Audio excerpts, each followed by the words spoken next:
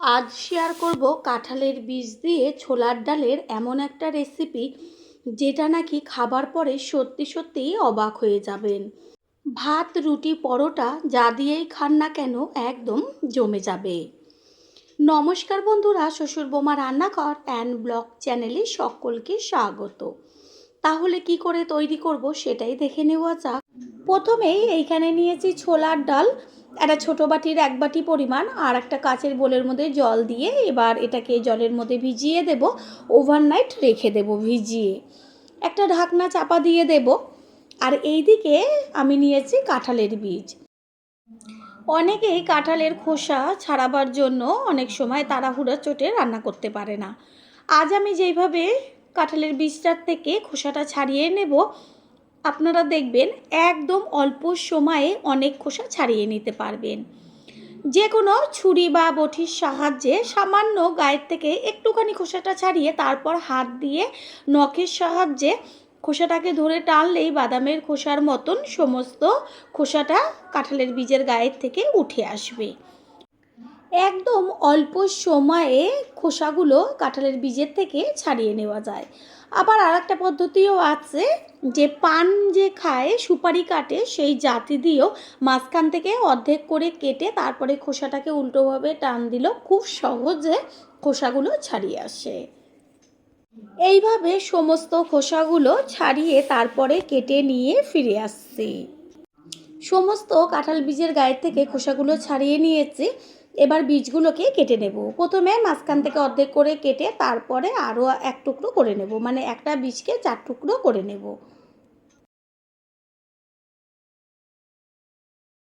সমস্ত বীজগুলো 4 টুকরো করে কেটে নেওয়া হয়ে গেল।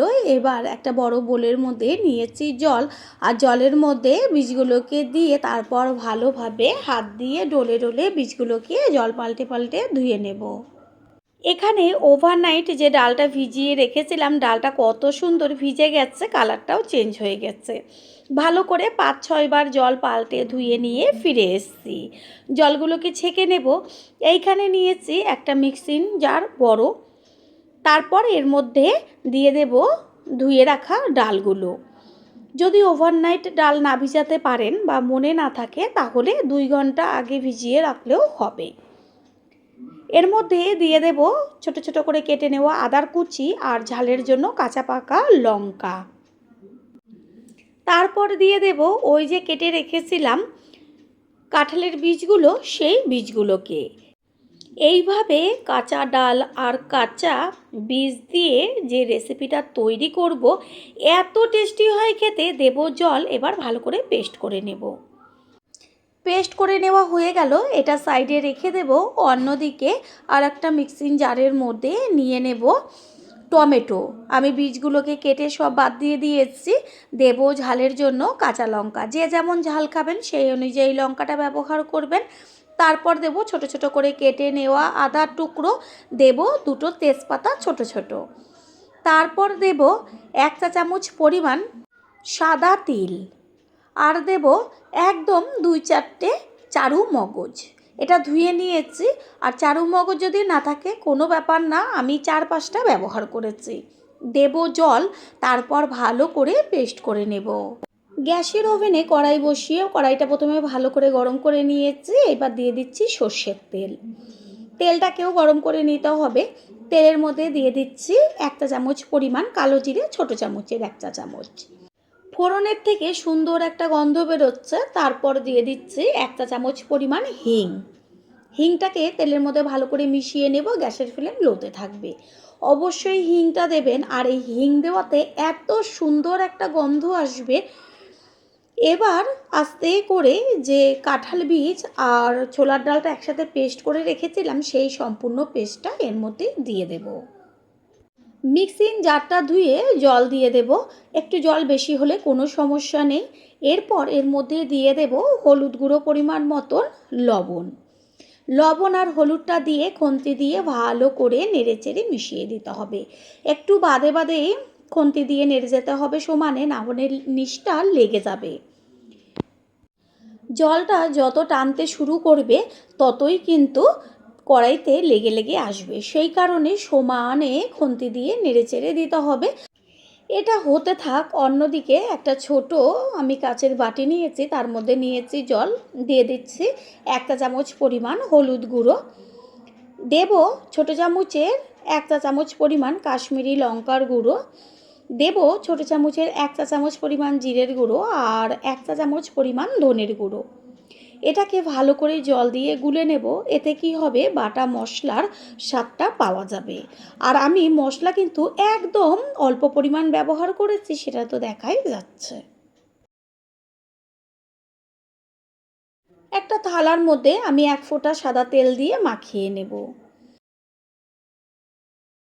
দেখাই যাচ্ছে জলটা যত শুকাচ্ছে ততই কড়াইয়ের চারদিকে লেগে যাচ্ছে। ঠিক এরকমভাবেই কড়াইয়ের চারদিকে লেগে যাবে আর খুন্তি দিয়ে বেশ তুলে তুলে দিতে হবে। এইভাবে যদি তুলে তুলে দেওয়া হয় এত সুন্দর লাগে খেতে। আর এটা একটা বেশ মাখা মাখা হয়ে যাবে, একদম শুকিয়ে শুকিয়ে যাবে, সেই পর্যায়ে নামাতে হবে। একদম তৈরি হয়ে গেছে, খুব সুন্দরভাবে একটা দলা ভাব চলে এসছে। কড়াইয়ের চারদিক থেকে ভালোভাবে কাচিয়ে নিয়েছি, থালার উপরে রেখে দিচ্ছি। থালায় তো তেল মাখানোই রয়েছে। এবার খুন্তি দিয়ে বেশ সুন্দরভাবে চ্যাপ্টা করে গোল করে নেব। হাত দিয়ে চেপে চেপে বেশ একদম সমান করে নিয়েছি ওপরের দিকটা। তারপর একটা ছুরি নিয়ে লম্বা লম্বা করে কেটে নেব। আপনারা যে যেমন ইচ্ছা শেপ করতে পারেন। আমি একদম যে পুরো নিমকি সেই আকারও করিনি, বেশ অর্ধেক নিমকি সেই রকমভাবে কেটে নেব।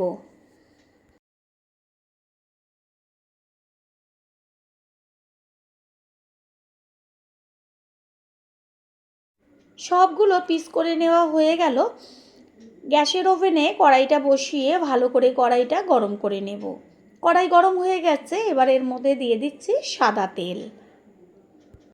এবার একটা একটা করে আমি আস্তে করে গরম তেলের মধ্যে দিয়ে দেব। নিচের পিঠটা কিছুক্ষণ ভাজা হওয়ার পরে উল্টে দেব উপরের পিঠটা হবার জন্য। একটাও কিন্তু ভেঙে যাবে না, কোনো রকম চিন্তার কারণ নেই। দুই পিঠই খুব সুন্দরভাবে ভাজা হয়েছে। এগুলো শুধু খেতেও যেমন ভালো লাগবে চা কফির সাথে, তেমন কিন্তু গরম গরম ভাতের সাথে একটা শুকনো লঙ্কা ভাজা দিয়ে অসাধারণ লাগবে। প্রথম ব্যাচেরগুলো তুলে নিয়েছি, আর একইভাবে আরও যেগুলো রয়েছে সেগুলোকে ভেজে নেব। পুরনো বন্ধুদের সবসময় আমাদের পাশে এইভাবে ভালোবেসে থেকে এগিয়ে নিয়ে যাবার জন্য অনেক অনেক ভালোবাসা।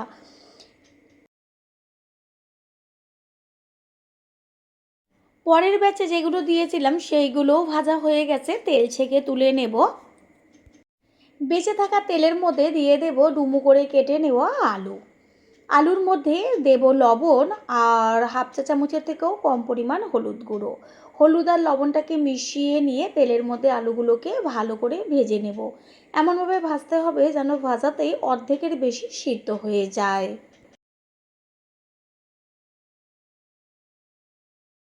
এগুলো আমি হাত দিয়ে তুলে দেখিয়ে দিচ্ছি যে কত সুন্দর মুচমুচে হয়েছে। বাড়িতে অতিথি আসুক বা নিজেরা, যে কোনো দিনই এই রেসিপিটা তৈরি করে ফেলতে পারবেন। আর একবার খাবার পরে মনে হবে প্রতিদিনই তৈরি করতে। আলুগুলো পুরো লাল লাল হয়ে গেছে ভাজাতে, এগুলোকে তেল ছেঁকে তুলে নেব। আর আমি কোনো রকম তেল ব্যবহার করব না। ওর মধ্যে দিয়ে দিচ্ছি 1 চা চামচ পরিমাণ সাদা জিরে, দেব তেজপাতা, আর ফোড়নটাকে ভালো করে ভেজে নেব। রেসিপিটা আমি একদম সম্পূর্ণ নিরামিষ করব। আপনারা চাইলে পেঁয়াজ রসুন অবশ্যই দিতে পারেন। দিয়ে দিচ্ছি 1 চা চামচ হিং ফোড়ন। যেহেতু নিরামিষ রান্না সেই কারণে হিংটা ব্যবহার করলে স্বাদ আর গন্ধ দুটোই কিন্তু একদম অসাধারণ। হিংটা দেওয়ার পরে সাথে সাথেই দিয়ে দেব ওই যে আমি মশলাগুলো একসাথে পেস্ট করে রেখেছিলাম সেই মশলার পেস্ট। দেব মিক্সিং জার ধোয়া জল। তারপর গ্যাসের ফ্লেম হাই করে দিয়ে 2 থেকে 3 মিনিট মতন কষিয়ে নেব। মশলাটা টকবক করে ফুটতে শুরু করেছে। মশলা বেশিক্ষণ এই পর্যায়ে কষাবার দরকার নেই। যখন দেখবেন হালকা মশলার উপরে তেল ছাড়ছে ঠিক তখনই ওই যে জলের মধ্যে সমস্ত মশলা আমি গুলে রেখেছিলাম সেই জলটা দিয়ে দেব। গ্যাসের ফ্লেম হাইতেই থাকবে। তারপর একসাথে সব মশলাগুলো কষিয়ে নেব। এবার মশলার কাঁচা গন্ধটা যাওয়া পর্যন্ত মশলাটাকে কষাতে হবে। দিয়ে দিচ্ছি স্বাদ অনুযায়ী লবণ, লবণটাকে মিশিয়ে নেব। মশলা কষিয়ে নেওয়া হয়ে গেছে, মশলার থেকে সুন্দরভাবে তেল ছাড়ছে আর একটা মিষ্টি গন্ধ বেরোচ্ছে। এই পর্যায়ে এর মধ্যে দিয়ে দেব ভেজে রাখা আলুগুলোকে। আলুর সাথেও মশলাটা আরও 2 থেকে 3 মিনিট মতন কষিয়ে নেব। রেসিপিটা আমি তো সম্পূর্ণ নিরামিষ করেছি। যদি আপনারা চান পেঁয়াজ রসুন দেবেন তাহলে অবশ্যই পেঁয়াজ রসুন দিয়ে করতে পারেন, দারুণ লাগবে খেতে। গ্যাসের ফ্লেম হাই করে দিয়ে তারপর এর মধ্যে দিয়ে দেব উষ্ণ গরম জল। জলটা ভালো করে মশলার সাথে মিশিয়ে নেব। আর এই রেসিপিতে জলের পরিমাণটা একটু বেশি দিতে হবে। প্রথমে মনে হবে পাতলা ঝোল, পরে কিন্তু ঝোলটা বেশি থাকবে না।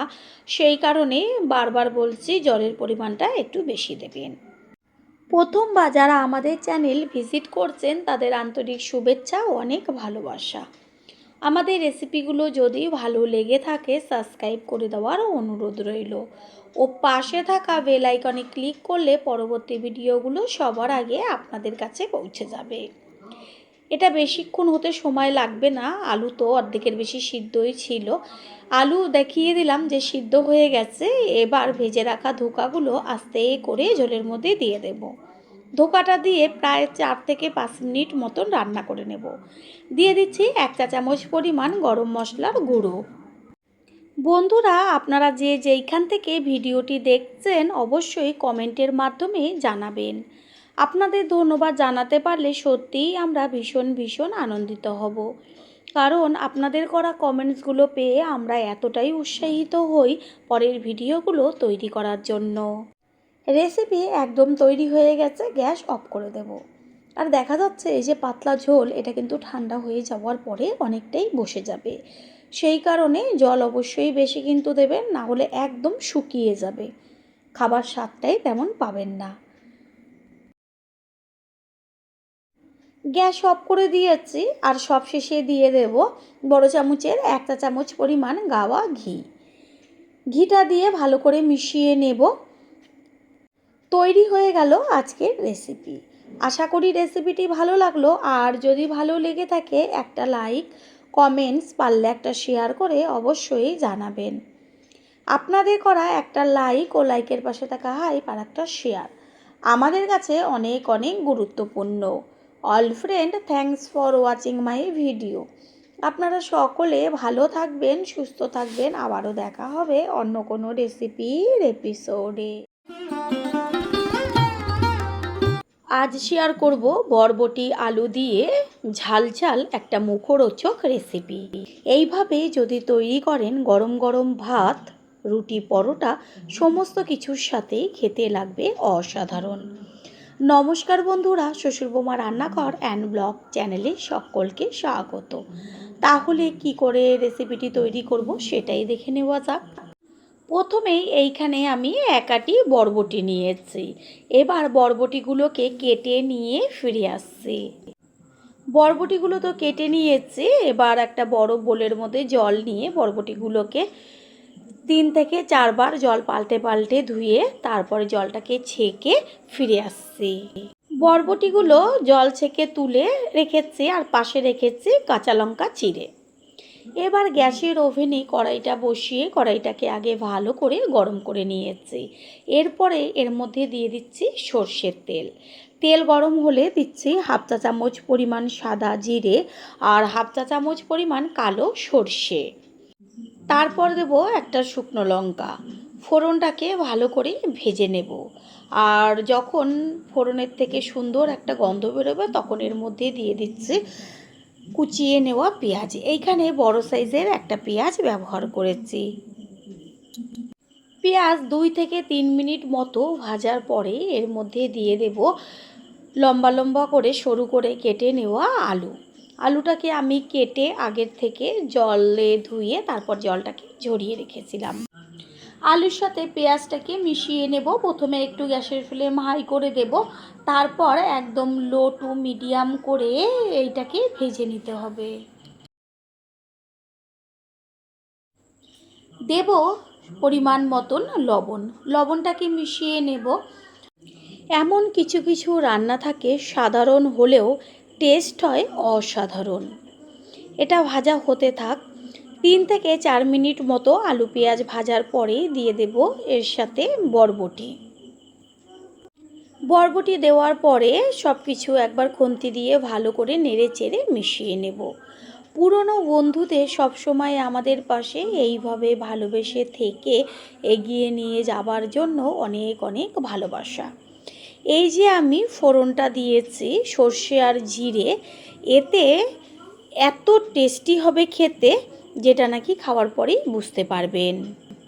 ভালো করে মিশিয়ে নেওয়ার পরে এর মধ্যে দিয়ে দিচ্ছি কালারের জন্য হলুদ গুঁড়ো, আর ছোটো চামচের 1 চা চামচ পরিমাণ জিরের গুঁড়ো, 1 চা চামচ পরিমাণ ধনের গুঁড়ো। এবার হলুদ, ধনের গুঁড়ো, জিরের গুঁড়ো আর দিয়ে দিচ্ছি কাশ্মীরি লঙ্কার গুঁড়ো। ঝালের জন্য তো আমি কাঁচা লঙ্কাটা দিয়েছি, যেটা বরবটি দেওয়ার সময়ই একই সাথে দেওয়া হয়েছে। সব কিছু ভালো করে নেড়েচেড়ে মিশিয়ে নেব, কোনো রকম জল দেব না।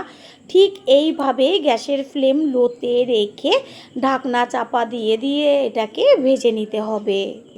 প্রথমবার যারা আমাদের চ্যানেল ভিজিট করছেন তাদের আন্তরিক শুভেচ্ছা ও অনেক ভালোবাসা। আমাদের রেসিপিগুলো যদি ভালো লেগে থাকে সাবস্ক্রাইব করে দেওয়ার অনুরোধ রইল ও পাশে থাকা বেল আইকনে ক্লিক করলে পরবর্তী ভিডিওগুলো সবার আগে আপনাদের কাছে পৌঁছে যাবে। ঢাকনাটা সরিয়ে তারপর একটু নেড়েচেড়ে দিয়ে আবারও ঢাকনা দিয়ে দিয়েছিলাম। একটু বাদে ফিরে এসে আবার ঢাকনাটা সরিয়ে দিয়ে উপর নিচ করে নেড়েচেড়ে নেব। বেশ একটু বাদে বাদেই নেড়ে চেড়ে দিতে হবে, নাহলে নিচের দিকটা লেগে যাবে, যেহেতু কোনো রকম জল ব্যবহার করিনি। অনেক রকমভাবেই তো বরবটি খেয়েছেন রান্না করে, একবারের জন্য হলেও ঠিক এই পদ্ধতিতে তৈরি করে খেয়ে দেখবেন। গরম গরম ভাত ডালের সাথে যেমন ভালো লাগবে খেতে, তেমন রুটি পরোটা। বন্ধুরা যে যেইখান থেকে ভিডিওটি দেখছেন অবশ্যই কমেন্টের মাধ্যমে জানাবেন। আপনাদের ধন্যবাদ জানাতে পারলে সত্যিই আমরা ভীষণ ভীষণ আনন্দিত হব। আলু আর বরবটি দুটোই সুন্দরভাবে সিদ্ধ হয়ে গেছে, ভাজা একদম কমপ্লিট। এবার গ্যাস অফ করে দেব। ভাজাটা কত সুন্দর ঝরঝরে হয়েছে, গ্যাস তো অফই করে দিয়েছি। এবার একটা পাত্রে তুলে নেব। তৈরি হয়ে গেল আজকে ঝাল ঝাল বরবটির রেসিপি। আশা করি রেসিপিটি ভালো লাগলো, আর যদি ভালো লেগে থাকে একটা লাইক, কমেন্ট, পারলে একটা শেয়ার করে অবশ্যই জানাবেন। আপনাদের দেওয়া একটা লাইক ও লাইকের পাশে থাকা হাইপ আর একটা শেয়ার আমাদের কাছে অনেক অনেক গুরুত্বপূর্ণ। All friend, thanks for watching my video. আপনারা সকলে ভালো থাকবেন, সুস্থ থাকবেন। আবারও দেখা হবে অন্য কোনো রেসিপি এপিসোডে।